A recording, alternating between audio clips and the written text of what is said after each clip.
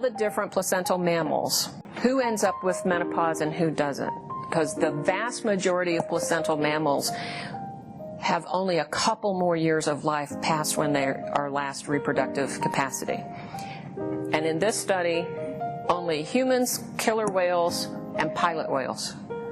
We were the only ones that have a significant portion of our life beyond when we can still reproduce. And so then the question becomes, well, how come?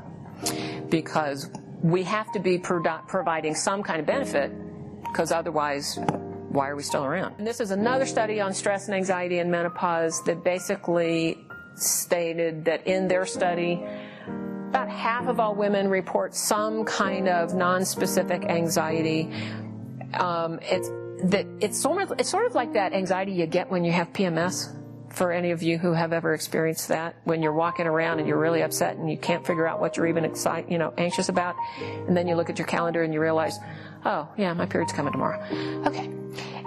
That happens in perimenopausal women as well, in at least half of people, and they don't even know what they're anxious about in this study. Night blooming cereus, you guys are familiar with, but when I talk to non-herbalists, they go, huh? And a friend of mine lives in Arizona and actually has some in her yard. They don't live where I live, and she was very thrilled to find out that she could actually have used it for medicine back in the day when she needed it. It's got a bunch of flavonoids and alkaloids, the diterpene bitters, and phenolic acids, so and a catechin that's specific to night blooming cereus. So this is also why it's got all those different chemical actions are why we're getting so much benefit for the patients.